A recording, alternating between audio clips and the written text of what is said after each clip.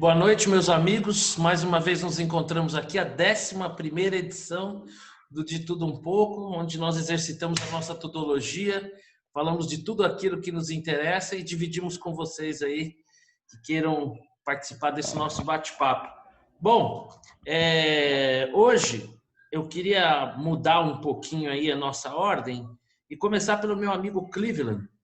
Cleveland, você fez um artigo bem interessante essa semana aí sobre o decreto 10.411, que trata aí os procedimentos para análise de impacto das agências regulatórias. Você já teve lá, né? Você já teve no governo, conhece o governo por dentro, a máquina pública e é um estudioso do tema. Eu queria a sua impressão, queria que você compartilhasse com a gente e avançasse um pouco nesse artigo tão legal que você escreveu falando sobre esse tema. Boa noite, meu amigo São Paulino. Não precisava começar o bate-papo fazendo essa menção, mas tudo bem, vamos seguir. Vamos lá. Marcelo, a ideia de escrever esse artigo foi porque eu percebi que a imprensa deu pouca importância para o que estava sendo colocado e transformado em lei, né? Na realidade, a análise de impacto regulatório é uma coisa que já é feita no mundo todo. Você tem agências do mundo todo trabalhando no sentido de, antes de definir normas, colocar restrições no mercado, fazer uma análise dos impactos dessas normas, né? Quem são os afetados, o que se espera e também, posteriormente, fazer um monitoramento mais claro disso. Então, tem toda uma metodologia de análise e avaliação para que você não saia editando normas sem nenhum sentido, para você não criar um custo regulatório que acaba reduzindo a capacidade dos setores de gerarem renda na economia, né? E o que esse decreto tem de novidade?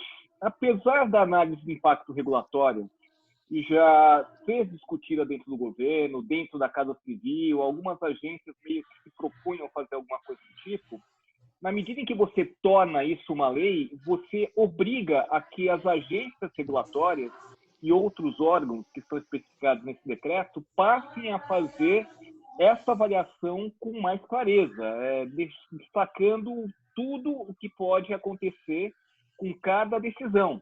E também obriga que as agências façam uma avaliação do estoque regulatório que tem para isso, porque muitas vezes a função da agência é desregulamentar o mercado também, é revisar tudo aquilo que está colocando restrições para o bom andamento, bom funcionamento do mercado.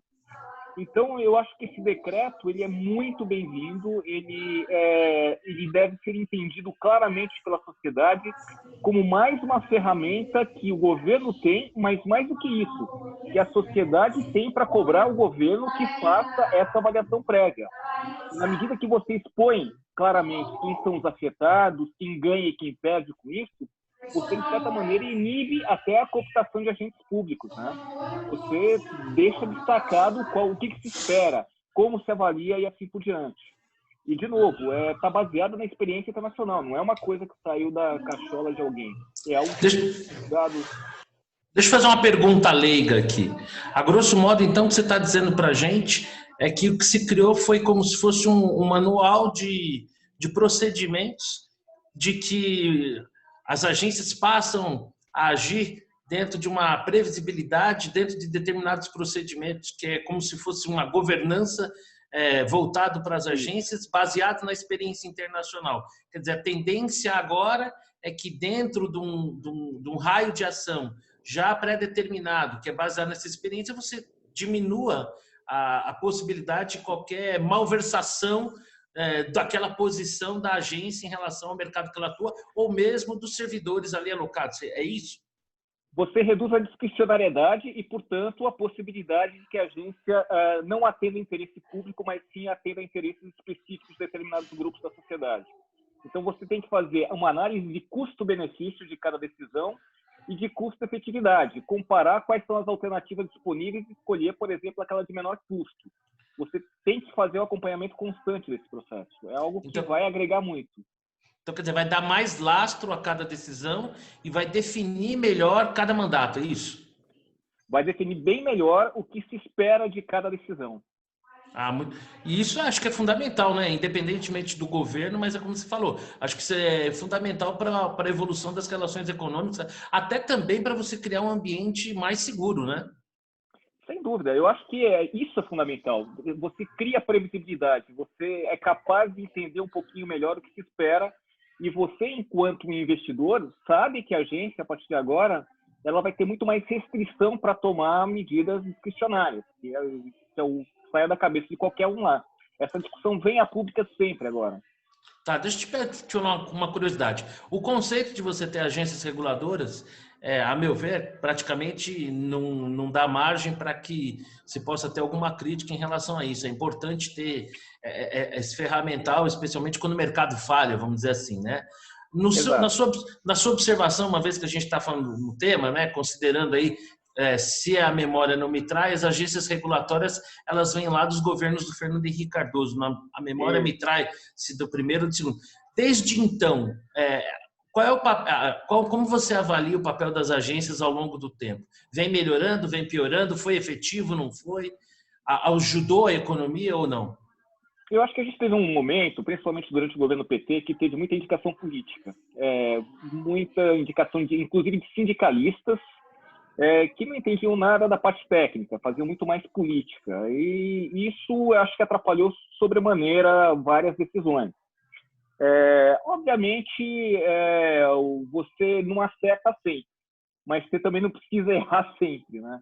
Então, o que eu observei ao longo do tempo é uma melhora gradativa de algumas decisões, mas, por outro lado, também a gente observa erros gritantes assim, em vários segmentos do mercado. Mas faz parte, eu acho que isso faz parte. O que a gente tem é que Opa, polícia na área, hein? Será que tem uma polícia na área? Será que a Polícia Federal?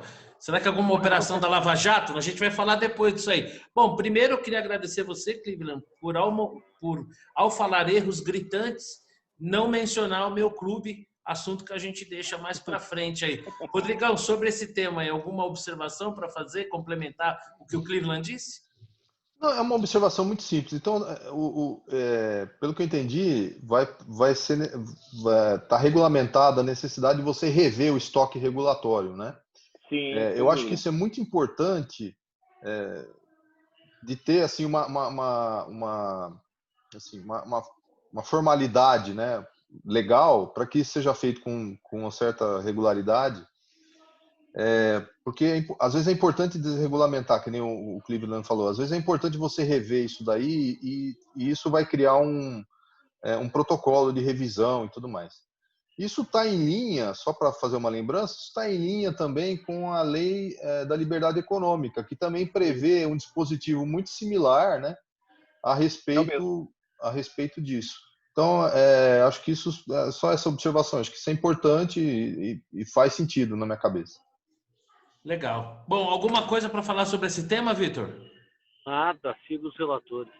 É isso aí. Vamos lá. Bom, essa semana a gente foi surpreendido aí por um indicador, né, o de CAGED, de geração de postos de trabalho com carteira assinada, em que a expectativa do mercado é que nós tivéssemos uma redução de 220 mil postos. Ao invés disso, essa redução foi de apenas 10 mil. Cleveland, como as bolas divididas sempre ficam para você, como você já começou o bate-papo me sacaneando, falando do meu time, a pergunta o que esse dado aqui significa? O mercado errou na conta? A economia está reagindo mais rapidamente do que a gente imaginava e isso justificaria aí essa discrepância entre as expectativas e o que efetivamente se verificou? Qual que é a sua impressão em relação a isso? Marcelo, olha, a gente está trabalhando com incerteza, né? E quando você trabalha com incerteza, qualquer chute vai ser um erro. A única certeza que eu tenho é que a gente vai errar, tá? Nesse período a gente vai errar muito porque você não tem parâmetro. Eu tenho um chute que talvez uma parte disso tenha a ver com a condicionalidade das empresas não demitirem para obterem crédito governamental. Então pode ser que isso tenha segurado um pouco, mas eu também não cravaria que é essa a razão. E, de novo, a gente está olhando para trás, a gente está olhando o retrovisor. O dado que está saindo hoje é um dado passado. Eu não sei que dado vem pela frente. Então, a gente tem observado dados contraditórios em momentos distintos. Mas eu acho que o mais importante do que ficar olhando a fotografia é tentar observar o filme todo. A gente precisa esperar um pouco mais para ver quais são as próximas fotos que vão aparecer para a gente poder montar esse filme. Ainda não está claro de para onde vai exatamente a economia. Está claro que vai para o buraco, mas qual o tamanho do buraco a gente não sabe. A sensação também, né, Rodrigo, talvez seja de que a gente tem uma concentração, especialmente no setor agro, né? Que esse é um movimento que ele é somado a um todo, mas que não representa uma média, né? Eu estava até conversando com o Cleveland antes da gente começar aqui, né? É difícil a gente não ter. É difícil. A gente tem tanta tecnologia, mas não consegue saber se aquele dado vai permanecer, qual é a dinâmica. É difícil você capturar a dinâmica, que nem o Cleveland está pedindo, né? Mas é o ideal. A gente não consegue capturar essa dinâmica. Apesar dessa tecnologia enorme, a gente não consegue ter essas medições just in time, né? Para a gente entender como é que está indo, né?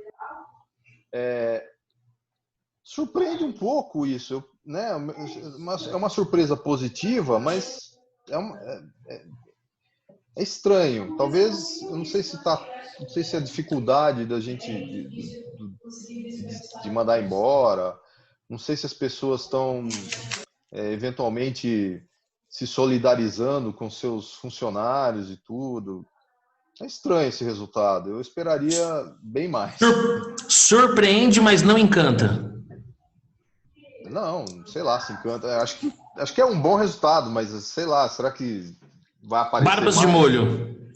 Ô Vitor, tá na escuta aí? Tô na escuta. Diga aí uma coisa, você está na ponta aí, né? Você trabalha com crédito. Qual que é a sua impressão em relação à atividade no geral? Mas qual que é a sua impressão em relação a esse número do CAGED? A gente pode se entusiasmar? Esse É número, bom? não, esse número é bom, dado o contexto, né? Não me surpreende tanto. No universo das grandes empresas, não houve esse movimento de turnover, tá? Não houve demissões. Eu experimento isso na minha atividade. Eu tenho muito convênio com grande empresa e não houve mudança em relação ao padrão usual do desligamento e contratação. Então, é um processo que elas, obviamente, estão fazendo um esforço, né, colocando pessoas de férias, reduzindo a carga salarial. Quando há demissões, elas ocorrem normalmente no período de experiência, depois, né, dos 6 primeiros meses. Então, no fundo, assim, mas nós não notamos nas grandes empresas essa situação. Nas pequenas é outra conversa.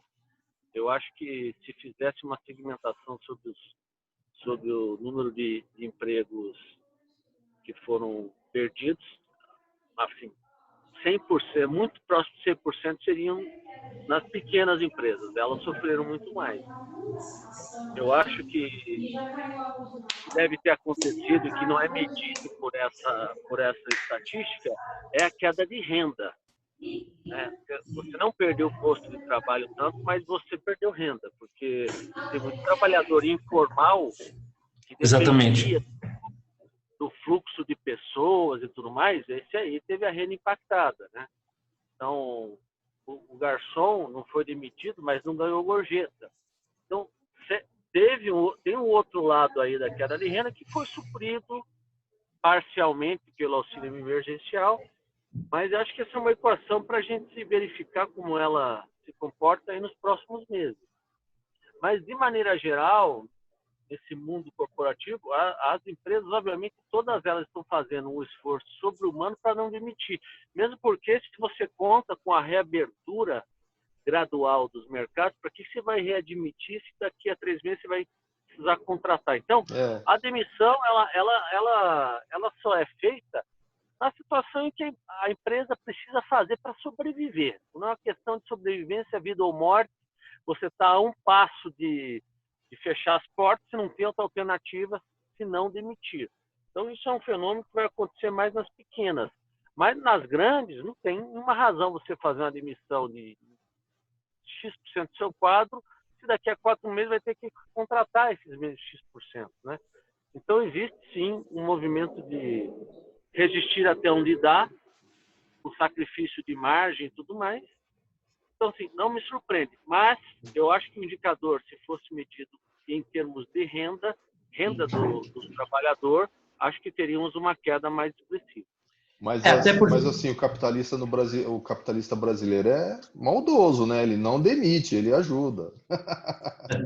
Não, na verdade, aqui no Brasil, demitir também custa caro, né? Então, é realmente uma decisão custosa. E como o Vitor bem colocou, né? Vale lembrar que o CAGED é o registro de empregos com carteira assinada, né? Que não contempla aí o volume de pessoas que estão na informalidade ou pequenos empreendedores que equivaleriam a como se fossem trabalhadores, né? Essa uma coisa que pode explicar isso é o sujeito que informa o CAGED das empresas demitido, aí não fizeram a informação para o CAGED. Pode acontecer. Ó. É uma teoria. É uma teoria. É uma teoria. Subnotificação do CAGED é uma teoria que nos tempos atuais ela tem aí imposto um certo lastro na realidade. Como eu sou tecnológico, eu vou dividir uma tela aqui com vocês para a gente falar do próximo tema, né? Que é a retração da atividade econômica dos Estados Unidos. Hoje, um número assim assustador, né? A redução da atividade do PIB nos Estados Unidos foi de 32,9, né? A maior desde a Grande Depressão, ainda que um pouco menor do que a expectativa do mercado, que era de 34,1. E aí, Cleveland, isso aí elege o Joe Biden ou não? Tá lembrando da semana passada, quando eu falei sobre a minha aposta? É a economia, né?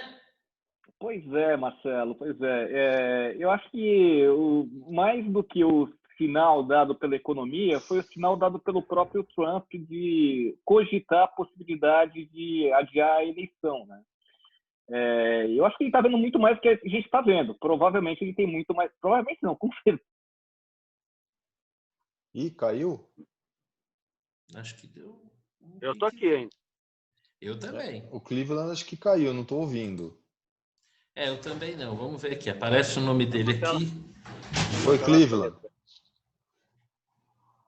Are you there, Cleveland? Foi falar mal do Trump, hein? O Trump tá pegando just in time. O Big Data tá aí. A gente não tem aquela sensação de que às vezes você está conversando sobre alguma coisa, aí quando você olha o seu Instagram, aparece e fala, meu Deus do céu, será que estão ouvindo? Aí, cara, acho que estão. Estão ouvindo. Nós vamos tocando aqui enquanto o nosso amigo Cleveland não chega. Bom, é um número que ainda que um pouquinho menos pior do que aquilo que se esperava, assusta, né, Rodrigo? Cara, é assustador, né? Eu acho que, bom, tá em nível do que se esperava, um pouco, o número veio um pouquinho melhor, né? Veio um pouquinho melhor do que se estava esperando, mas uma tragédia completa, né? E resultante, oriunda dessa pandemia, acho que todo mundo estava, eu acho que isso estava no preço, mais ou menos, as pessoas estavam esperando isso já, né? Alguma coisa assustadora mesmo. Então, assim, não tem o que fazer. Eu acho que a parte importante é você entender que no caso dos Estados Unidos, a recuperação pode vir mais rápida também, né? Porque lá existe uma certa facilidade para desempregar e para empregar de volta. Então, eu sou otimista nesse aspecto, né? Desempregou muito, caiu muito o PIB, mas a retomada da atividade econômica vai acontecer, né? Uma hora ou outra. E eu acho que eles conseguem recuperar, vamos dizer, rapidamente, né? É um trimestre perdido, né? É um trimestre, infelizmente, é um trimestre perdido. Vamos ver agora o que acontece aí com a flexibilização e tudo mais, né? Continuamos preocupados, tem que tomar um certo cuidado. Essa flexibilização tem que ser bem planejada, né? Para preservar a saúde da população, mas também tem que preservar a saúde econômica do país e também a saúde mental, né? Ficar em casa só, ficar sem renda, é complicado. Sem contar que tem aquelas consequências, né, que não serão medidas, mas que a gente sabe, né, que serão resultado direto aí dessa redução da atividade. E aí, Vitor, qual é, que é a sua impressão? Essa redução aí Número, gigantesca. um número assustador, mas ele acompanha. Lembra que foram extintos nos 2 primeiros meses 20 milhões de postos de trabalho, né? Sim. Mas depois foram criados 5 milhões no mês subsequente. Então, a economia americana não tem absolutamente nada de engessado. No mesmo momento que ela desce para o abismo, ela sobe para o céu. Então, eu acho que no próximo trimestre nós vamos ver um mais 30, né, ou mais 20. E vai ser obviamente, o saldo é negativo, não tem como ser um saldo positivo nesse ano, mas eu imagino que o dinamismo da economia americana vai atenuar isso aí. Então, no próximo trimestre nós vamos ver uma subida. Vai atenuar e vai salvar a pele do Trump? Qual é a Aí sua não aposta? sei, Essa é né? mais difícil, essa é mais difícil. Essa é uma pergunta difícil, porque a gente até comentou isso, né? A decisão lá nos Estados Unidos se dá no colégio eleitoral. Sim. Então, aí eu não faço ideia de como estão distribuídas as peças. O Trump não tem a menor importância para ele ganhar no voto popular. Ele não ganhou na outra, né? Então, assim, não sei como está a situação do jogo eleitoral dos estados. E, incrivelmente, a gente, quando vê as análises lá sobre a eleição americana, as pessoas costumam fazer pesquisas de voto popular, que não servem para absolutamente nada. Então, assim, eu vejo poucas pesquisas de colégio eleitoral. Não sei dizer. Eu acho que ele como mandatário, ele, para mim, é favorito. Agora, se a economia até a data da eleição não der uma empinada para cima, a coisa vai complicar para o lado dele. Agora, por outro lado, tem um candidato meio fraco, já senil, enfim, pouco carismático. Então, também os democratas também não querem ganhar, né? Então, fica essa coisa. O adversário ajuda, né? Não ajuda que nem o Mirassol ajudou meu tricolor ontem, falaremos disso posteriormente. Você sabe que anteontem eu conversava com uma cliente, né? Ela vive em Houston e a gente conversando sobre eleição até para pegar uma impressão. E ela, assim, me surpreendeu, porque ela tem um viés assim, mais progressista e ela cravava que ela acha que o Trump leva. Bom, Cleveland, você estava falando mal do Trump, você viu aí o poder do Big Data, né? Derruba mesmo, né? Quando a gente não estava comentando aqui, acho que está no mudo ainda aí. Já desmutei. Agora tá bom. Não estou ouvindo aí do Cleveland, não. Deixa eu ver. Tá no mudo. Pronto. Tá ouvindo agora, Cleveland? Fala aí, Cleveland. Não tô ouvindo, não. Não estamos ouvindo o Cleveland, hein?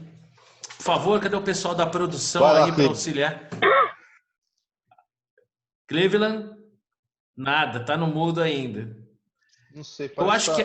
eu acho que é no computador do Cleveland, hein?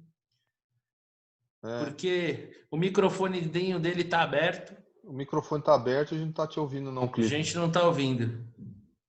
Você vê que... você tá ouvindo a gente, né, Cleveland? Tá ouvindo a gente? Tá ouvindo? Isso aí é para você aprender não falar mal do Trump. Porque o Big Data, meu amigo, não é para brincar, não tá de brincadeira não, entendeu? Não tá de brincadeira. Tenta entrar novamente aí para ver se a gente consegue, porque a sua opinião é sempre muito importante. Vamos esperar um pouquinho aí, vamos enrolando aqui, tocando a bola. Opa! Então vi um barulho diferente aí de fundo. E agora? Agora foi. Gente, agora sim. Viva a liberdade de expressão e abaixo o imperialismo yankee. Mete a boca aí, Cleveland. Peraí, que eu acho que a gente está... Vamos ver se vocês me escutam agora. Estamos escutando perfeitamente, alto e claro. Então vamos lá. Conclua aí o que você vinha falando antes que a sua liberdade de expressão fosse caçada pelo Big Data. Então vamos lá. O Trump é um cara gente boa, ele não gera problema nenhum. Aí, Cleveland. Pronto, dito isso, vamos lá. Eu acho que a questão da economia americana é outro caso que a gente tem que esperar. A gente tem que esperar um pouquinho mais para ver para onde esse negócio vai caminhar. Com relação ao Trump, eu acho que a questão não é se o Trump quer ou não, se o Trump vai ou não ganhar a eleição. A questão é se o Biden vai ou não perder a eleição. Porque eu acho que do jeito que está a economia e do jeito que o Trump está, eu acho que a probabilidade do Trump ganhar é muito baixa. Eu tenho cravado isso, tenho falado isso das últimas 2 vezes que a gente conversou e continuo apostando que é muito baixa a chance do Trump ganhar. Posso estar errado, mas, enfim. Eu acho que quem pode fazer o Trump ganhar é o Biden. E eu acredito que os democratas, como o Victor falou, desde o princípio eles têm se esforçado nesse sentido, né? Sem dúvida. Sem dúvida. Até pela escolha. Exatamente, né? Eles têm se esforçado bastante. Bom, vamos avançar aqui. E aqui, como a gente gosta de liberdade de expressão, a gente vai falar agora sobre a questão da decisão, né, do ministro Alexandre de Moraes de mandar o Twitter suspender algumas contas. É uma decisão... Deixa eu voltar aqui na... Opa! Vocês estão vendo a tela aí? Bernardo, Alain... Isso aí. Bom, essa aí é a relação das contas que foram suspensas, né, no Twitter por ordem judicial, independente de concordância ou não com os titulares dessas contas, com as suas opiniões, né? A mim, pelo menos, eu não sei vocês, e é isso que eu gostaria de trocar impressão, a mim assim, causa um verdadeiro espanto, estado de choque, que o nosso judiciário esteja avançando tanto, né? E o que causa mais estranheza ainda é imaginar que em 2020 uma medida como essa pode ser efetiva, né? Você não precisa para derrubar uma medida dessa ter acesso lá aos corredores do STF, você não precisa ter carteirinha VIP do STF, você não precisa poder entrar no STF Bermuda, é só você entrar lá nas suas configurações da sua conta do Twitter e mudar a sua localização para os Estados Unidos, que você continuará acessando naturalmente essas contas. Então é uma medida, a meu ver, que ela tenta contra a liberdade, mas ela tenta também contra a inteligência. Eu queria a impressão de vocês. O que você acha, Vitor? Eu acho que o STF ele não pode ver uma vergonha passando na rua que ele quer abraçar. Enfim, é mais uma decisão bizarra. É mais uma decisão bizarra para o rol daquelas que a gente lamenta, né? Enfim, eu não tenho o que comentar. É um atentado à liberdade de expressão. Enfim. Acho que a questão da indústria da fake news, que de fato se ampliou muito, ela pode ser combatida com as leis vigentes. Não precisa de mais. Né? E eu acho que o que está sendo feito é uma aberração. É uma aberração. Quem é que impõe limites às divindades do STF? Essa é a pergunta que eu faço. Quem que põe limite, Cleveland, às divindades do STF? Uma pergunta que eu tenho me feito é por que a sociedade está tão passiva com relação a isso, né? Porque eu não vou nem falar da decisão estapafúrdia e grotesca, porque eu não consigo ter outra qualificação para esse tipo de coisa. Você segue a decisão, mas você tem todo o direito, enquanto cidadão, de discordar e questionar a decisão. Mas o que me parece é que a gente precisa revisar todo o nosso sistema. Eu acho que o Supremo é a instância mais importante que a gente tem, mas ele está fazendo um esforço terrível para desabar. Está fazendo um esforço assim, inacreditável para ter a moral mais baixa possível. É uma decisão pior que a outra. Né? E aí a gente está falando do Alexandre de Moraes. Mas ontem mesmo, o que foi aquilo, o Toffoli ir para a imprensa para ficar dando declarações políticas sobre quando um juiz pode se candidatar. Eu não acho que é um problema essa discussão, eu acho que essa discussão tem que ser colocada, mas enquanto você é presidente do Supremo, você vai se meter numa discussão política num ambiente como esse, você deveria se preservar para preservar a instituição. Então é mais um capítulo da estupidez que está acontecendo dentro de uma instituição que deveria ser a instituição mais importante do país. Até porque essa pode ser uma pauta que em algum momento pode ser judicializada e levada para o Supremo, e ele, como presidente supremo, deveria se resguardar para poder, né, supostamente, ter uma imparcialidade para poder julgar um tema que um dia pode cair no seu colo. O que você acha, Rodrigo? Bom, primeiro faço coro aos demais membros da banca, né? Mas assim, o Supremo ele precisa ser parado. Quem tem a capacidade de parar democraticamente o Supremo é o Senado. O Senado não faz nada, é difícil fazer manifestação popular, é uma aberração. Eu acho que as pessoas não estão entendendo, as pessoas de bem e que estão concordando eventualmente com isso, né, não estão entendendo o perigo que estão correndo, elas não perceberam o perigo que estão correndo, porque isso só tende a piorar. Isso de novo, eu já falei isso aqui em outras vezes, isso é um efeito do deixar o Supremo fazer o que quiser há muitos anos, né? Interpretar a Constituição de um jeito meio esdrúxulo, né? Inclusive contrariando a literalidade da Constituição e tudo mais, e achar que isso é maravilhoso, porque está sendo bonzinho e não sei o quê. Então ele vai abrindo, vai botando as asinhas de fora mais do que deveria, vai fazendo declaração que não deveria, né? Vai tirando a liberdade das pessoas,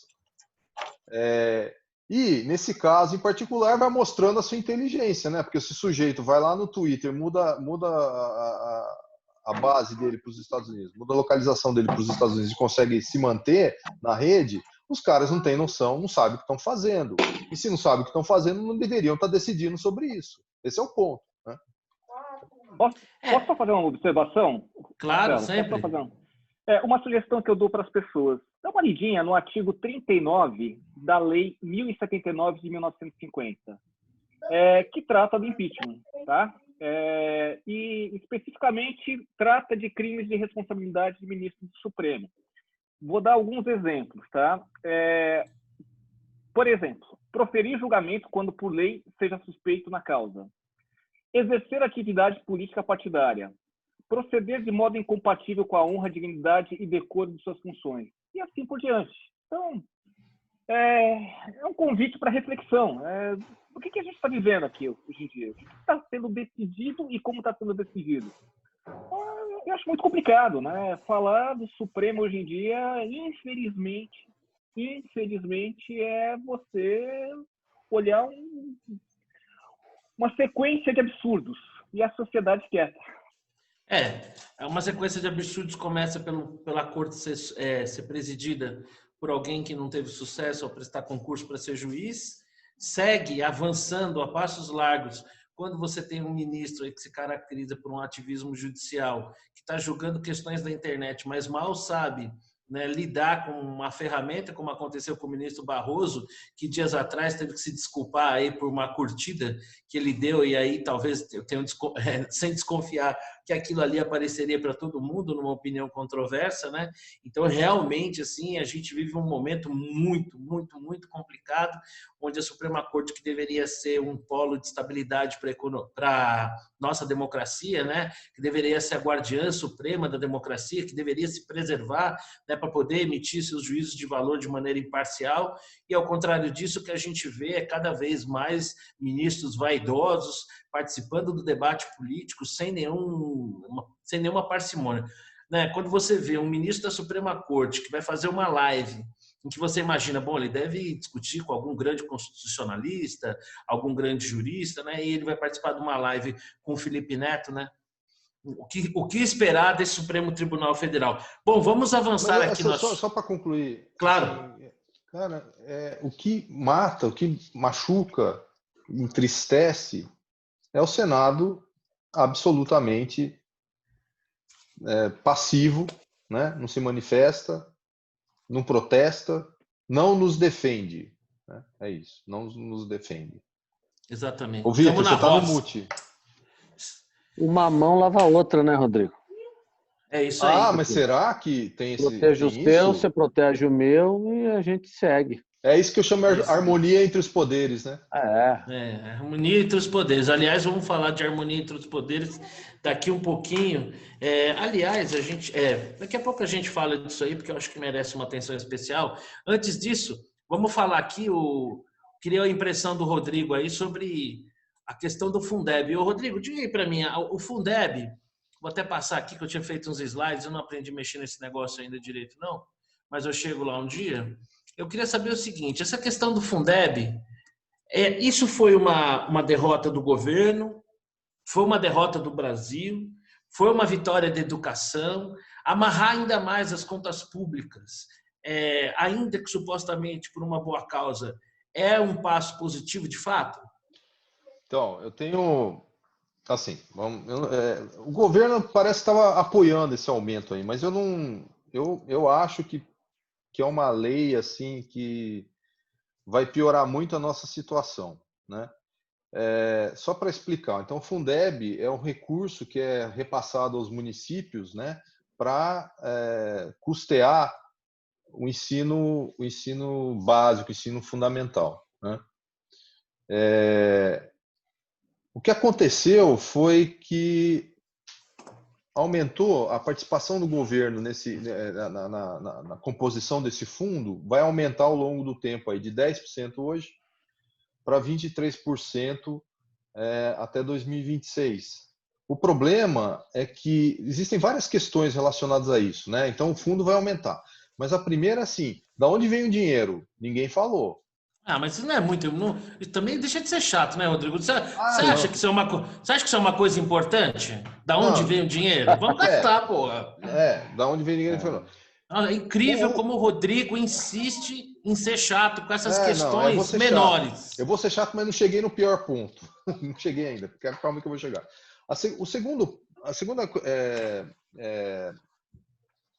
ponto importante é o seguinte: pode gastar à vontade no Fundeb, porque não está na lei, nos limites de gasto do governo. Ele está excluído dessa conta. Então você pode gastar e beleza. Só que, assim, se você vai olhar no detalhe, isso daí eu andei olhando um pouquinho, é o seguinte: você vai usar esse recurso para pagar, você tem que usar obrigatoriamente 70% do recurso para pagar salário. Eu não vejo razão nenhuma para ter esse limite, para ter esse piso. Não tem razão para ter esse piso. Se você imagina que você está numa situação em que você pode usar mais tecnologia e precisa de menos mão de obra, menos professores. Por que precisa ter esse piso? Não entendi. Uma outra coisa, assim, então, assim, esse é um ponto. Um ponto que eu acho até fundamental é o seguinte: vai aumentar o repasse para os municípios, só que não vai aumentar significativamente os resultados que os municípios têm que gerar em termos de educação. Então, assim, é uma coisa muito assimétrica. Você aumenta bastante o recurso, mas você não pede nada em contrapartida, ou que você vai ter uma contrapartida, mas a contrapartida ela é muito menos agressiva do que o aumento de recurso para os municípios. Isso me incomoda muito, porque o que isso significa é que nós não vamos melhorar o ensino e vamos gastar mais com isso. E tem uma outra questão também que está relacionado com isso daí de gastar no mínimo 70%, nós estamos numa mudança da estrutura etária da população. Então, gastar mais, esse aumento de gasto, né, permanente do governo federal, né, no Fundeb, não faz o menor sentido se daqui a alguns anos nós vamos estar com a população de ensino fundamental ou estabilizada ou caindo. Então, não vejo razão para tudo isso. Só para concluir, quero ser rápido também não quero deixar os outros sem falar. Uma coisa que faltou nisso, se é que é para ter isso, é o seguinte: olha, esse recurso deveria também poder ser usado para pagar a escola particular. Você dá voucher, por exemplo, para o aluno usar na escola que ele acha melhor. E isso não é permitido pelo fundo. Então, o que acontece? Você vai ter sempre escola pública recebendo isso. E isso, para mim, não é tão bom assim como se pensa, né? A parte boa é que você vai ter mais recursos para a educação. Tudo bem, eu concordo que, eventualmente, você precise disso. O problema é como você vai gastar isso. Eu acho que vai gastar mal. Ô, Vitor, o Rodrigo, né, ele se notabiliza por essa insuportável mania de jogar a luz da razão sobre as coisas, né? E o que no Brasil é algo praticamente imperdoável. Eu queria a sua impressão aí sobre essa questão do Fundeb, né? Qual é a sensação que você tem? Eu fiquei um pouco assustado quando eu vi essa maioria tão acachapante, né? Geralmente ela se forma ao redor de grandes passos demagógicos. Queria a sua sensação sobre isso. Eu concordo com o Rodrigo, em linhas gerais, e eu acho que ele colocou um ponto importante, que é a diminuição gradual da população no ensino básico.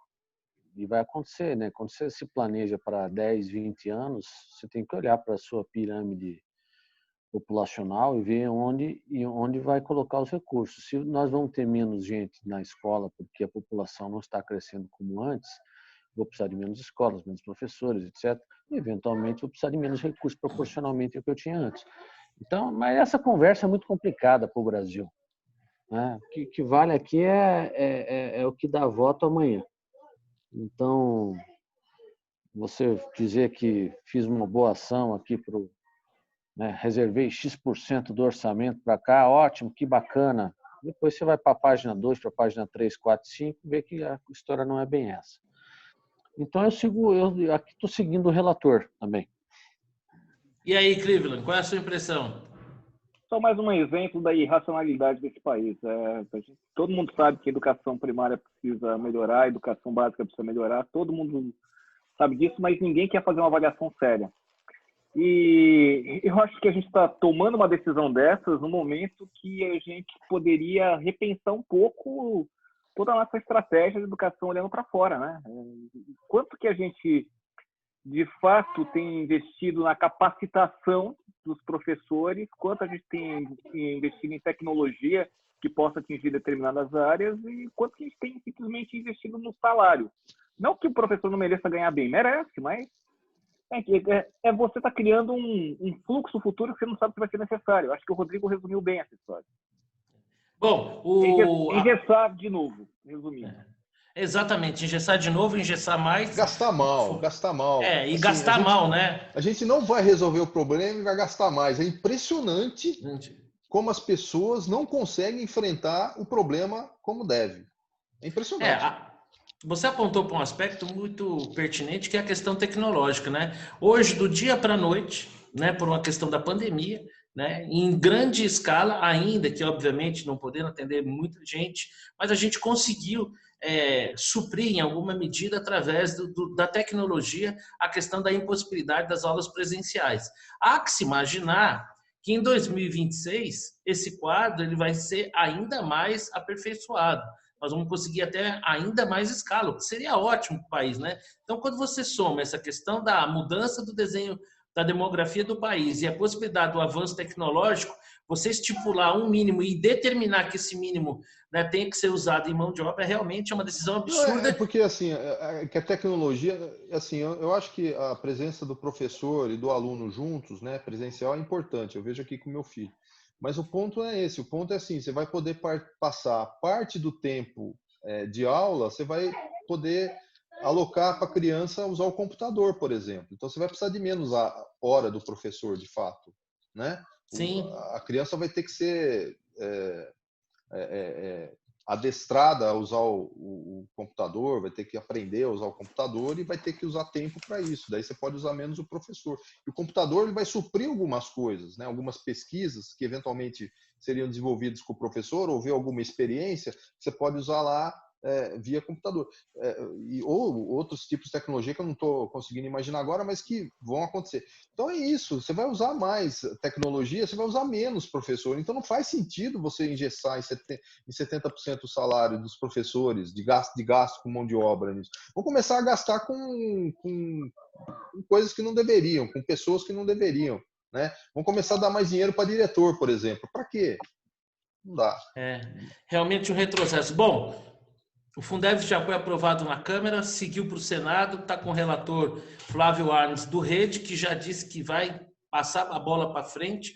A chance da gente ter alguma razoabilidade nisso é nenhuma, mas teve um custo político aí, né? A vice-líder do governo, teve 7 deputados que votaram contra, entre eles a vice-líder do governo, Bia Kicis, que por conta disso teve sua cabeça cortada, perdeu o cargo de vice-líder do governo. Bom, vamos avançar aqui. O próximo assunto, eu fiz aqui um paninho de fundo para a gente, E aí, a Lava Jato é ou não é uma caixa de segredos? Essa semana, numa live lá com advogados, o procurador Augusto Aras elevou o tom, foi bastante crítico à Lava Jato e, em dado momento, ele disse que a Lava Jato era uma caixa de segredos, fez menção aí à capacidade de armazenamento de informações que a força-tarefa é N vezes maior do que a própria que todo o Ministério Público. Mencionou o fato de que existem 38 mil nomes, né, apontados pelo COAF e, segundo o procurador, não se sabe bem ao certo por quê. E eu queria a impressão de vocês. A sensação, o Augusto Aras trabalha pela impunidade no Brasil? Essa é a sensação que passa, essa fala dele? Quem começa? Eu começo. Opa, ó o nosso zagueiro. Já chegou na medalhinha, vai. Não tem a menor dúvida. Né? Sempre foi amigo dos caciques petistas, sempre foi crítico ao Lava Jato. Eu não sei se existe uma agenda oculta ainda mais grave do que simplesmente o aspecto ideológico da postura dele, que é uma postura garantista, seja lá qual for o nome. A verdade é que a Lava Jato já estava no fim, né? Agora, o centro de gravidade dela tinha se deslocado para São Paulo, onde pela primeira vez tucanos emplumados estavam sendo pegos enquadrados pela ponta da asa. É estranho que isso tenha acontecido logo agora, né? O Toffoli já mandou parar com a investigação sobre o Serra. Enfim, tem todo um esquema de proteção aí da Corruptolândia. E vou falar, já não temos a prisão em segunda instância, que caiu nesse ano. O status quo está vencendo essa batalha, né? Então, a gente, nesse momento, volta ao que sempre fomos, o país da impunidade, onde grandes figurões, quem detém o poder financeiro, não recebe punição pelos seus crimes. No fundo, é isso. Eu acho que assim, e aí paira uma grande dúvida sobre a postura pouco proativa do governo Bolsonaro em relação ao combate à corrupção. Essa é uma dúvida que fica no ar, porque de fato ele nada fez, o governo nada fez para cumprir com as promessas de campanha. Eu acho que nós vamos ter um momento crucial para entender se o Bolsonaro, afinal de contas, que time ele está jogando, que vai ser a nomeação do próximo ministro do Supremo. E por que eu digo isso? Porque o Supremo hoje tem um placar de 6-5 pró-status quo. Sai o Celso de Mello, o Bolsonaro terá o poder de mudar esse placar, a depender de quem ele nomeia. Se ele colocar o Aras, continua 6-5. E para mim isso é imperdoável, seria imperdoável. Então, eu estou muito incomodado com esse movimento todo, né? Agora inventaram de fazer uma CPI da Lava Jato, enfim, querem desenterrar os defuntos, querem punir quem pegou os corruptos. É aquela lambança, aquela esculhambação típica de uma república de bananas. E eu acho que o Aras foi a pior escolha feita pelo Bolsonaro, dentre todas que ele fez para esse governo. Alguém que, né, era parça saía para jantar com caciques do PT, nas festas. Enfim, não era para estar lá. Não era para estar ocupando essa posição. O Bolsonaro nomeou sabendo quem ele era. Foi um erro, para mim, colossal. Demorou para colocar as manguinhas de fora e está aí colocando as manguinhas de fora. Eu espero que isso tudo não acabe muito mal. Agora, torço muito para que em novembro a realidade nos desminta e nós tenhamos a nomeação do ministro do STF que vire esse jogo de novo para 6-5, a favor de um Brasil menos tolerante com a corrupção. E aí, Cleveland, você acha que nós vamos virar o jogo e ganhar por um golzinho ali no final ou vamos continuar perdendo? Sei nem por onde eu começo, Marcelo. Estou tão cansado dessas coisas. Isso está me lembrando aquele filme Império Contra-Ataca, sabe? Aquela coisa de que toda aquela turminha se junta para... Deixa eu fazer o fundo musical aqui. Pam, pam, pam, pam, pam, pam, pam, pam. É triste. É triste, né? É muito complicado. Eu não tenho a mínima esperança de que o Bolsonaro esteja preocupado em acabar com a corrupção no país. Eu acho que quem vai para lá vai ser para fazer mais trabalho para ele. Isso na cabeça dele é muito claro. A gente só vai descobrir isso com o tempo. Agora, tem uma coisa que me chama atenção nessa história toda. O quanto a gente vem destruindo as nossas instituições, né? Supremo, Ministério Público e assim por diante. E tem um fato desse senhor, que inclusive ele foi procurador no CAD, né? Não sei se vocês sabem disso, que me chama atenção, que tem a ver com a profissão de procurador e que tem a ver com os velhos procuradores, que num determinado momento a lei permitia que alguém do Ministério Público pudesse ter um escritório de advocacia. Os novos não podem, mas os antigos podem. E esse é mais um caso daquela turma da velha guarda do Ministério Público que tem escritório de advocacia. E eu acho inconcebível uma situação desse tipo. Eu acho inacreditável que um país permita que um sujeito que está dentro do governo tenha também um escritório de advocacia. Eu acho inacreditável isso. Eu acho que é você gerar incentivo errado. Eu não vou fazer nenhuma afirmação porque eu não tenho nenhuma prova, mas uma situação desse tipo permite que você, eventualmente, tome decisões dentro do governo pensando no que você vai receber como escritório de advocacia por fora. Então, eu acho que a gente deveria aproveitar, já que todo mundo quer discutir tudo do judiciário, do sistema judiciário e assim por diante, a gente deveria discutir isso também. A gente deveria rever isso, esse tal do direito adquirido, que às vezes vira um privilégio adquirido e é a sociedade que paga essa conta. E aí, Rodrigão, suas considerações? Já falaram quase tudo. Vou dizer, assim, tem um ponto que eu acho que o Ministério Público e os juízes, de um modo geral, eles precisam ser controlados. Então, aí eu seria, vamos dizer assim, favorável a lei de abuso de poder, mas essa lei não tá bem para frente. Eles precisam ser controlados. Mas fora isso, o que eu vejo fica um pouco frustrado pela atitude do presidente, né? Eu não acho que ele não se manifesta. Ele nomeou o Aras e o Aras claramente é contra a Lava Jato. Ele poderia ter nomeado alguém que fosse mais combativo com relação à corrupção, né? Não tem nada a ver com esse tema, mas se acumula com essa questão orçamentária que nós estamos entrando, eu tô bem frustrado, né? Porque todo o discurso pré-campanha, tudo que a gente imaginou que ia ser aprofundado, o que eu estou vendo, o que nós estamos vendo, é um retrocesso absoluto. E com a anuência, né, do presidente da República. Então, é lamentável o que está acontecendo. Eu não acho que lá em novembro ele vai mudar o placar lá, não.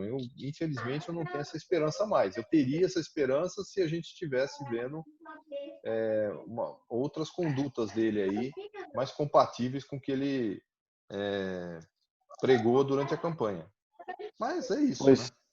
Pois eu considero que se ele não mudar o placar em novembro, para mim é algo imperdoável. Não tem justificativa. Não, acabou. Não tem justificativa ele não colocar um cara lá que seja a favor da prisão em segunda instância.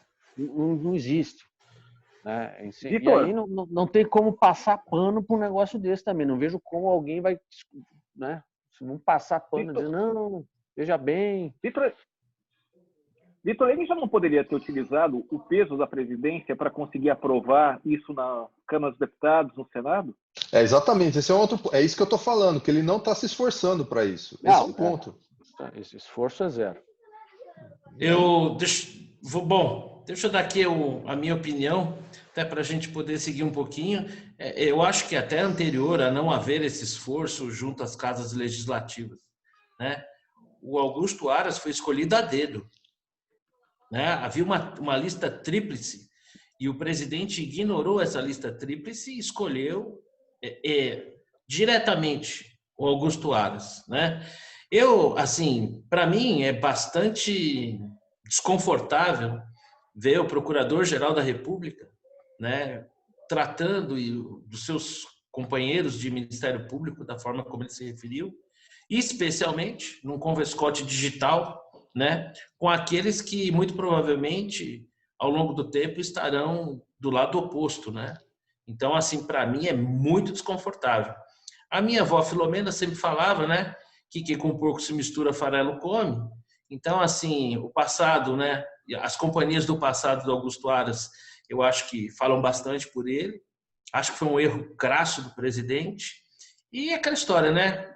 Se tem rabo de porco, se tem focinho de porco, se grunhem como um porco, é isso aí.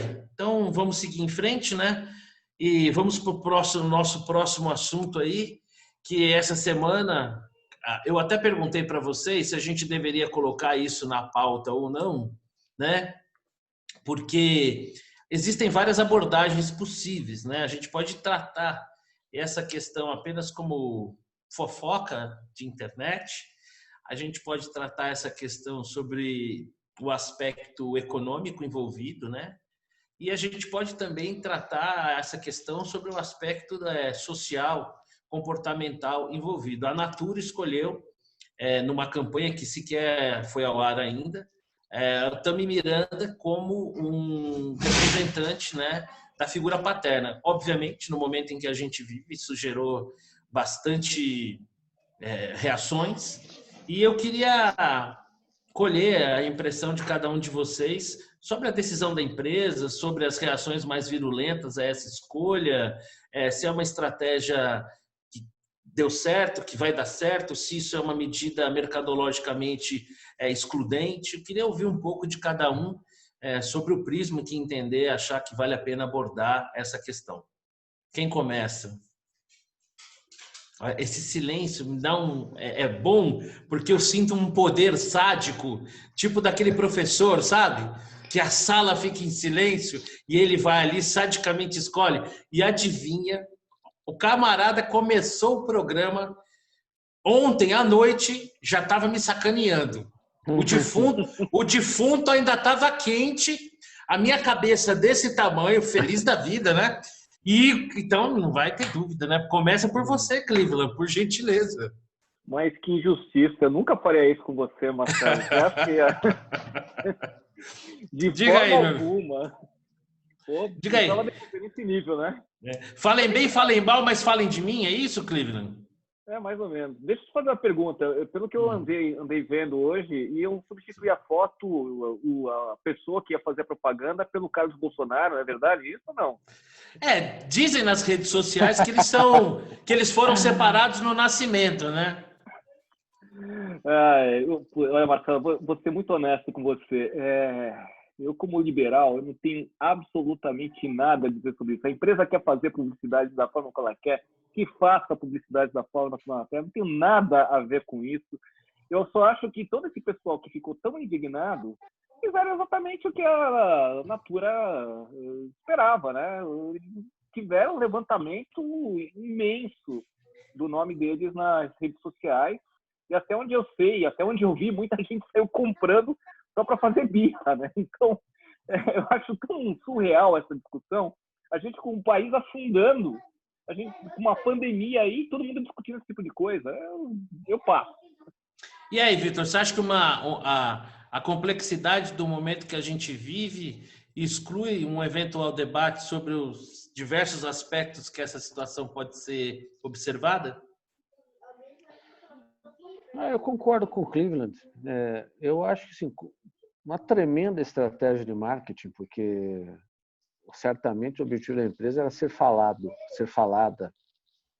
Não houve uma empresa mais falada que a Natura. Então, em termos de top of mind, os caras certamente conseguiram o que eles estavam buscando, né? E ela tem o direito de fazer o que quiser. O consumidor tem o direito de não gostar, tem o direito de não comprar se não gostar. A empresa toma os seus riscos, né, ao fazer uma campanha polêmica. Então, sabe, certamente ciente dos riscos, que pode desagradar um público, vai agradar os outros. É uma perda de tempo, no fundo, que a gente acaba se envolvendo, né? Eu nem emiti opinião, porque para mim é algo como normal. Se ela quisesse. Agora, o que está sendo engraçado é ver os memes, né? Pelo menos isso aí a gente não perde do humor, né? Os memes são muito bons. A gente não perde, a gente não consegue. E os memes você não consegue proibir. Então, eles estão engraçados mesmo. Mas, assim, eu acho que tem todo o direito de fazer. Cuidado que, dependendo do meme, se você achar engraçado, não é politicamente correto, né, Rodrigo? Mas eu posso achar engraçado intimamente, né? Ninguém Nem sabe conta, disso. né? Não pode contar, segredo. Ainda não criaram o Minority Report. o monitorador de pensamento, né? Não fui eu que... Eu não compartilhei meme nenhum hoje, né? Não, nenhum, imagina. Não. Eu não vi. Alguém viu? Ô, Rodrigo, e aí? O que você acha, hein? Eu acho, assim, no geral, eu concordo com o Cleveland e com o Vitor. A empresa faz o que ela deseja. Se ela quer fazer essa campanha, faz. Não tem nada contra, ela faz.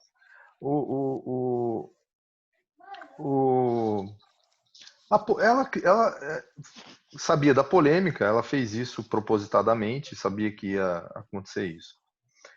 O que eu acho também que é importante dizer é que num país em que nós temos muitas crianças abandonadas, né, em creches e tudo mais, você ter esse tipo de possibilidade, né, nem que seja um pai e uma mãe trans, um pai e uma mãe homossexual, eu acho totalmente a favor. As crianças, elas precisam ser protegidas e eu não vejo razão nenhuma para que não sejam protegidas desse jeito, né? Eu vejo normal, é normal. Eu sou favorável a esse tipo de coisa e tudo mais. Agora, a questão da representatividade é que fica prejudicada, né? Porque, assim, eu como pai, eu não me sinto representado. E eu acho que a maioria dos pais, da maioria dos pais, também não se sentem representados. Eu não vejo nenhuma... pode fazer, não tem nada contra, mas eu não me sinto representado. É só isso. Eu acho que esse ponto, a Natura correu um risco grande. Eu acho que no longo prazo vai ser desfavorável, mas não sei, né? Sei lá, eu acho que os pais, a maioria dos pais, não se sentem representados por causa disso. Mas... Nos últimos dias, ações da Natura vêm se valorizando e há quem faça uma correlação direta, a meu ver, um pouco precipitado. Começando do que assim, eu não sei se como gestor da companhia, pensando em gerar riqueza para o meu acionista, eu tomaria esse risco no sentido de que talvez usar uma personalidade polêmica pudesse ser mais excludente do que inclusivo na questão de você ter mais ou menos market share, né? Eu fico pensando se, por conta disso, a empresa venderá mais. Isso é o tempo que vai dizer, e se vender mais, a decisão se mostrou acertada. Obviamente, essa é uma decisão que não é tomada por gente leiga, né? Então, é possível mesmo que na curva do tempo, essa exposição, né, nessa linha do falem bem, falem mal, mas falem de mim, possa ter um resultado para o acionista, para a empresa, que realmente, como vocês muito bem disseram, tem toda a liberdade de escolher quem ela bem entender para sua campanha, até porque quem vai colher o fruto, né, o sucesso ou insucesso dessa decisão é a companhia. Em relação à questão da paternidade, eu sempre digo, né, muitas vezes, né, a sabedoria popular fala que mãe, né, e eu sempre chamo a atenção de que para ser mãe não precisa de útero, não precisa de trompa e não precisa de ovário. Né? Para ser mãe precisa de um coração cheio de amor.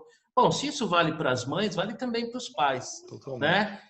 Toda criança órfã, toda criança abandonada foi gerada por um pai e por uma mãe, né? Um homem e uma mulher biológica. Então, se a Tami ou o Tami tiver amor pelo seu filho, representar para ele um porto seguro, cumprir seu papel ao longo da vida, ainda que eu particularmente não tivesse associada a ele uma ideia de paternidade, como às vezes você tem em relação a outras figuras públicas, como é o caso do Marcos Mion, assim, a mim pouco importa. Eu quero mais que o Tami seja feliz do jeito que ele escolheu ser, que ele cuide com carinho e com amor do filho, a empresa que arque com as consequências da sua decisão. Mas, assim, o que mais me chamou a atenção nisso tudo é que muitas das reações à decisão da empresa foram de uma virulência, né? de um preconceito, de um ódio, que eu fico me perguntando de onde vem isso, sabe?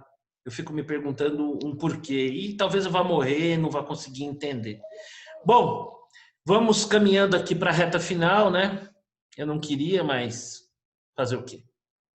É isso aí, né? Seguindo as orientações da OMS, como disse o meu amigo Cleveland, ainda com a minha cabeça inchada na noite de ontem, seguindo as orientações da OMS, o futebol voltou e eu, São Paulino, tricolor, vi o meu time ficar em casa. Bom, eu como São Paulino sempre brinco que eu já vi muita coisa, né? Só o futebol já me proporcionou grandes alegrias, tristezas. Já vi meu tricolor perder para o Vasco aí no jogo de ida, 1-0 lá, gol do Bismarck no Morumbi.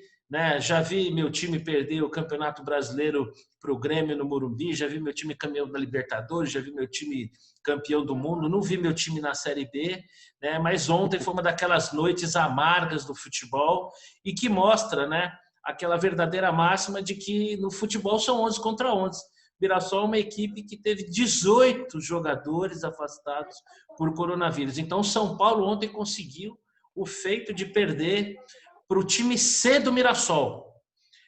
Provavelmente, nessa linha de raciocínio, o catado aqui do condomínio, talvez ali jogando com o São Paulo, desse para fazer ali 1-0 ou pelo menos arrancar um empate. Então, agora vocês têm aí alguns minutos para me sacanear, fiquem à vontade.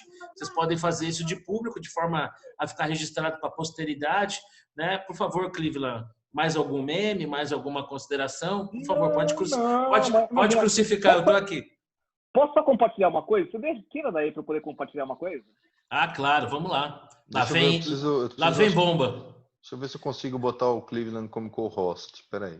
Vamos lá, coloca o Cleveland aí, porque eu já sei que vai vir sacanagem, né? Você vê que como camarada... Eu nunca faria isso. Você vê como o camarada, ele já estava no jeito, né? Ele foi preparando a cama, né? Olha aí. Vai lá. Mas vamos lá. Então, putz, ainda isso. Putz, tá no primeiro tempo ainda? Ainda dá tempo de secar? Não sei. Acho que ainda... Tem 17 minutos de jogo ainda. Quer dizer, só... Você tem bastante tempo para secar, Marcelo. Então tem... Olha aí. Olha que vocês foram arranjar ao não entregar o jogo pro Guarani. É isso aí, tá vendo só? É isso aí. Ainda tem que aguentar isso. Bom, mas ainda tem um bom tempo para eu secar. E aí, Vitor, você, vascaíno, segue invicto. Suas considerações, lembrando que você tem 2 filhos tricolores. Olha, o que eu soube é que fizeram um catado lá em Mirassol, na véspera do jogo. Falou, quem quer vir para São Paulo, vamos passear, vamos fazer um treino lá. E pegaram a turma e foram jogar. É isso que eu soube que aconteceu. Mas o símbolo do São Paulo não está escrito Vasco, não? Olha aí.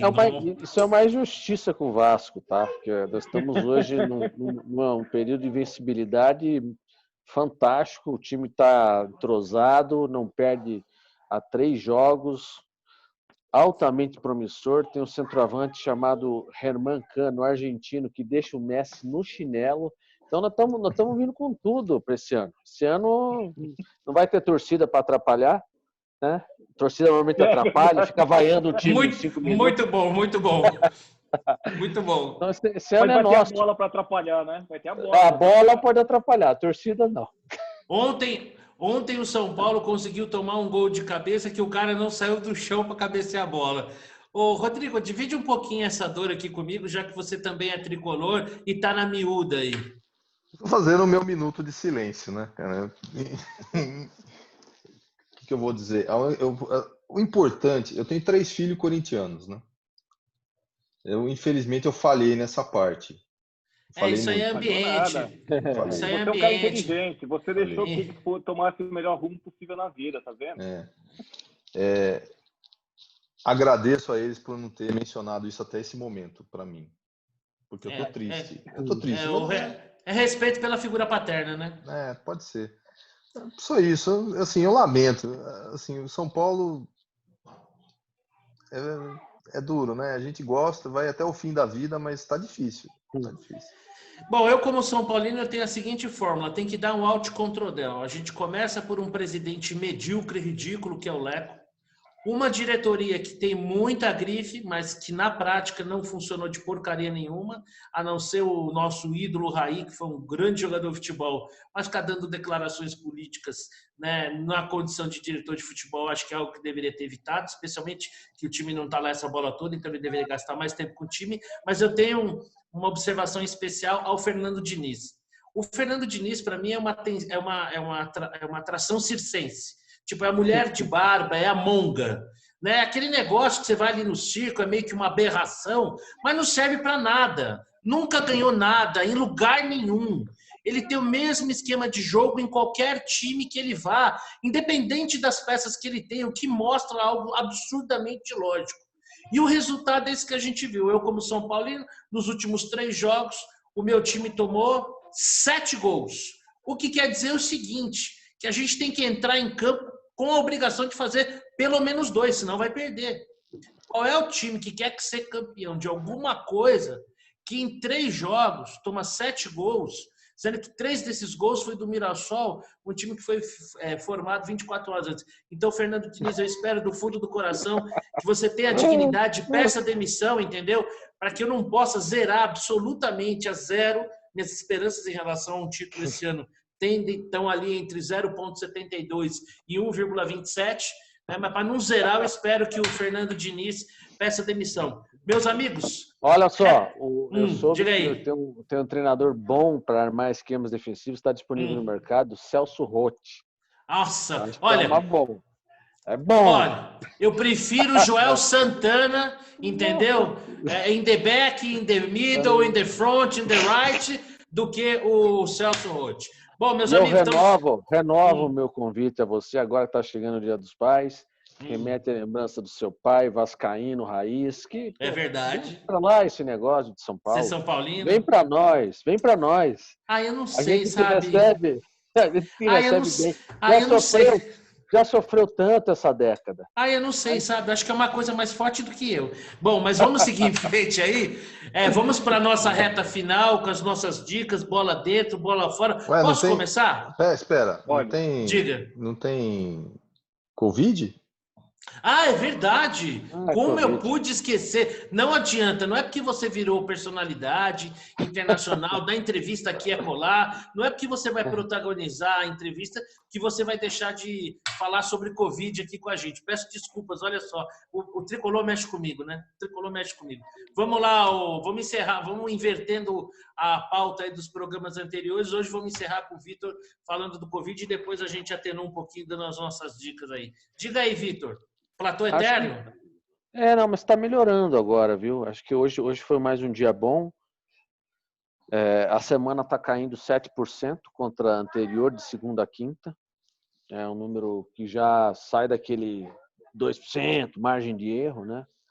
Tem alguns estados já caindo abaixo da média nacional, estavam acima. Então, você já tem 5 ou 6 estados, fora aqueles que sofreram muito.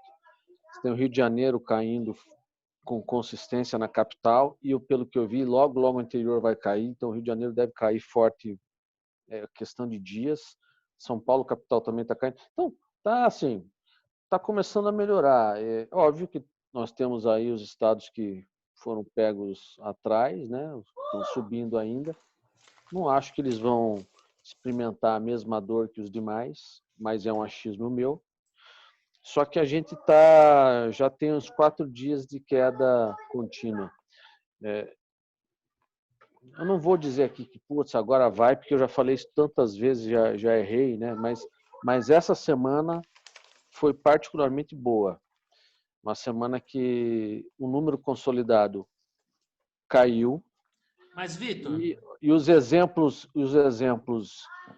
isolados de estados também estão sendo promissores. Então, mas, Vitor, eu vi manchetes aí falando em recorde de mortes no mesmo dia, 1.595 mortes. Me explica um pouquinho isso aí.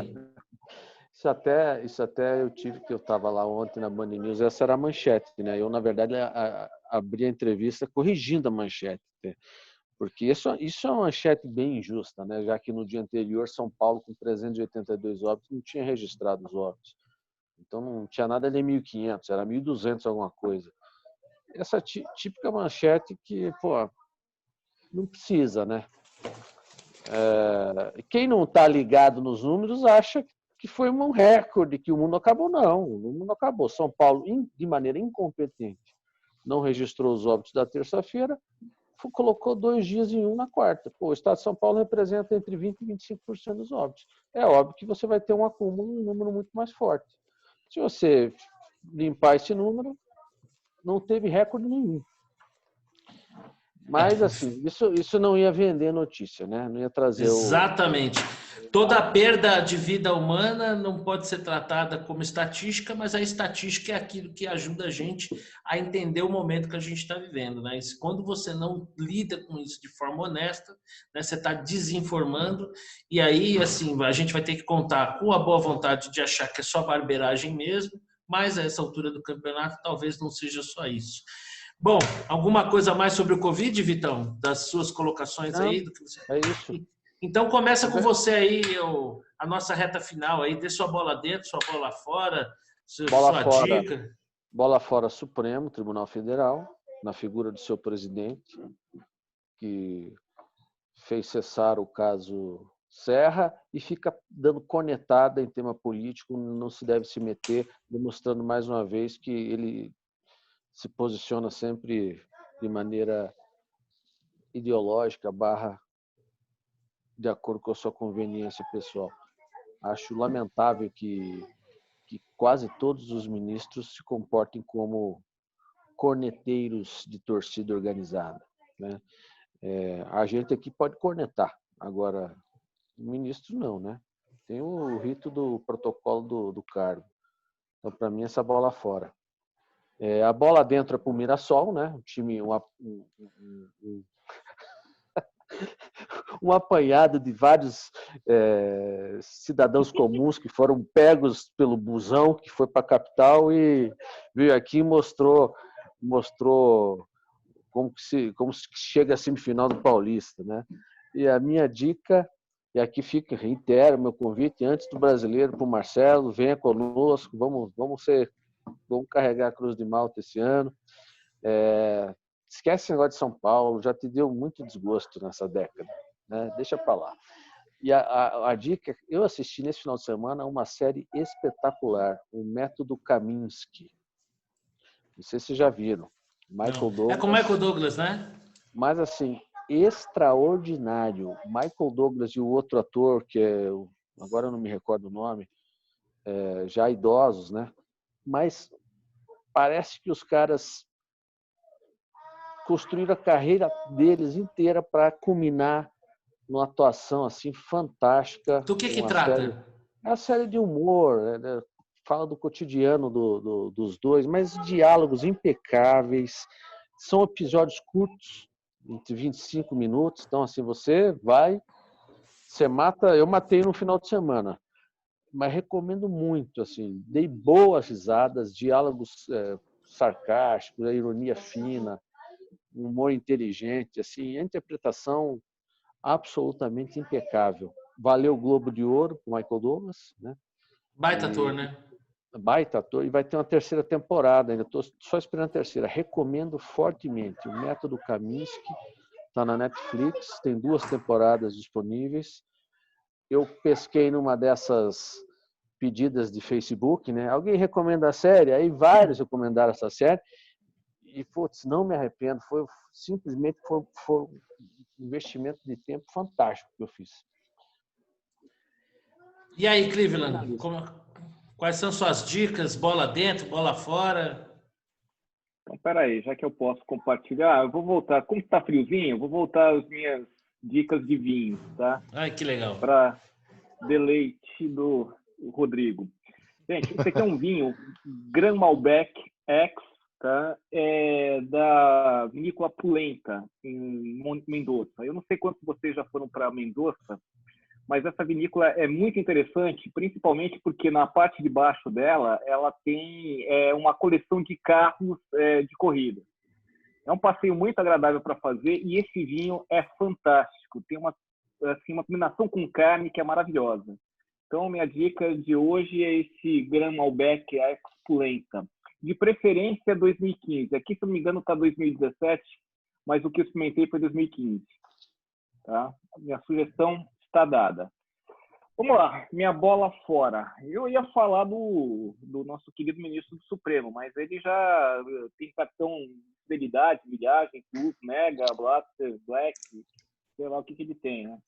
Então eu vou dar o prêmio da semana para o Aras, né? Porque fazer o que ele fez, atuando do jeito que ele tem atuado, realmente destruir o Ministério Público. E a bola dentro, eu vou ter que discordar do Vitor. A bola, eu não acho que seja justo você falar isso. A minha bola dentro é do São Paulo, que nunca me decepciona. Assim nascem as inimizades. Assim floresce o ódio no coração dos amigos. Mas tudo bem. Não faça isso, não alimente. Vai fazer mal para você, Marcelo. Você vai devolver na próxima semana e eu aguento. Tem que sacanear mesmo, porque é aquela história, né? O mundo é redondo. E aí, Rodrigão, alguma dica? Há controvérsia. É verdade, tem gente que acha que é plano. E aí, Rodrigão, já falando em mundo redondo, plano, já fez a reserva lá da tua viagem para dar um rolê no espaço e ver o quanto a gente é pequeno? Acho que é $600 mil, $400 mil, já está com o teu nome na lista lá? Não tô nesse nível ainda, não. Não tá com essa bola toda, não? Não. Melhor gastar em vinho, né, Rodrigo? Eu tenho gastado em vinho, né, Cleveland? A gente tem feito umas coisas assim. Ó, bola fora. Pô, bola fora é São Paulo. Só. Pô, cara, perder pro Mirassol é muito bola fora, né? É bem o contrário do Cleveland, né? Eu também tenho um certo deleite quando o Corinthians perde. Eu fico muito feliz, eu fico muito contente. Mas, puta, bola fora é São Paulo, não tem jeito. Não dá. Acabou. Mas beleza. Bola dentro, vou contar uma coisa para vocês. Já foi falado outras semanas, mas eu vou dar uma reforçada, porque é tão inesperado, é o silêncio do Bolsonaro. Essa bola é muito dentro, cara, porque assim, ele não tá eu tô até preocupado, né, que não tem nenhuma polêmica com o que ele falou, assim, ultimamente. Tá sem graça a vida, né? Então assim, essa é uma bola bem dentro. Acho que ele tem que continuar assim, na minha opinião, continua assim, que tá muito bom, né? Nesse aspecto, nessa dimensão. Eu vou falar uma frase que é uma frase que eu vou reputar aqui, a questão do protocolo para tratamento do Covid, né? Que é o protocolo, aparentemente, para quem tem acompanhado isso, tratamento precoce com hidroxicloroquina, azitromicina e zinco, tem funcionado. Existem vários estudos já comprovando que isso funciona e tudo mais.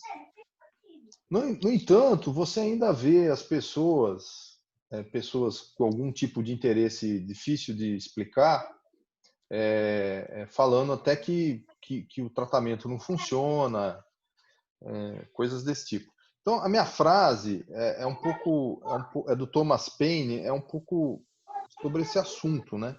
Sobre esse ponto, sobre essa situação. É assim, o erro que começou há 1000 anos é tão errado como o que começa hoje. E o acerto que surge hoje é tão certo como se tivesse a sanção dos séculos, né? Então, o que eu quero dizer, cara, as pessoas podem negar, mas elas vão acabar descobrindo, né? Que isso funciona, que o tratamento precoce funciona com hidroxicloroquina. E é lamentável o número de vidas que nós estamos perdendo por essa dificuldade de entender isso, né? Por essa dificuldade, por ser contra, sei lá, por alguma razão, sei lá, de repente o presidente falou que isso daí funcionava, as pessoas são contra porque o presidente falou que funcionava, e não porque não funciona na verdade, né? Então, assim, essa verdade, eu acredito fortemente que essa verdade vai prevalecer. E as pessoas vão olhar para trás e falar, pô, por que eu não vi isso antes? Né? Eu vou fazer agora vou dar a minha dica também é de vinho, né? E que eu vou compartilhar a minha tela aqui Espera aí, deixa eu ver como é. Espera um pouquinho que eu já compartilho a tela, a minha dica de vinho. É um vinho que eu não bebi ainda, mas que é o lote 43 da Miolo, 2018. Ele é um vinho que é só feito em safras especiais, e foi o caso. Acho que o último ano dele, a última safra foi a 2012, se não me engano. Foi. Essa 2012, você já falou dela? Não, né, Cleveland? Você não falou do lote? Não, mas eu tomei já. É muito bom. Cara, é muito bom esse vinho, um vinho brasileiro, Merlot com Cabernet Sauvignon. É um vinho para carne, assim, um vinho forte. E eu comprei 2 garrafas, elas estão ali amadurecendo um pouco para eu beber elas daqui a um tempo. Ávidas por serem saboreadas. É um vinho caro, né? R$150, R$190, dependendo de onde você compra. É um vinho caro, mas é um vinho bom. É um vinho que, não apesar de ser caro, um preço, diria, aproximadamente justo. Vai. Bom, deixa eu começar aqui com as minhas dicas, né? Nesses tempos de politicamente correto, para se desintoxicar um pouquinho. Nelson Rodrigues na Veia, A Vida Como Ela É. Essa aqui é uma coletânea de suas crônicas, uma edição da editora Agir, uma delícia. As crônicas aí tem 2, 3 páginas, você vai lendo, e quando você viu, você engoliu o livro. A segunda dica é um filme que eu vi essa semana que me emocionou profundamente, que é o filme O Castelo de Vidro, né? Contra a trajetória de uma família,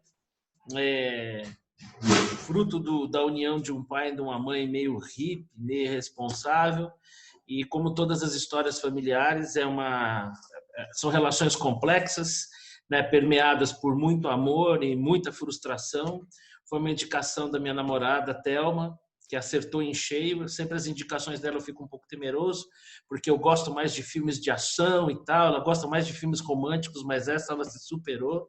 Tenho que dar esse crédito aqui para ela. O filme é estrelado pelo Woody Harrelson, que é um baita de um ator. Eu gosto muito da atuação dele também em Natural Born to Killer, que ele faz com a Juliette Lewis, um filmaço.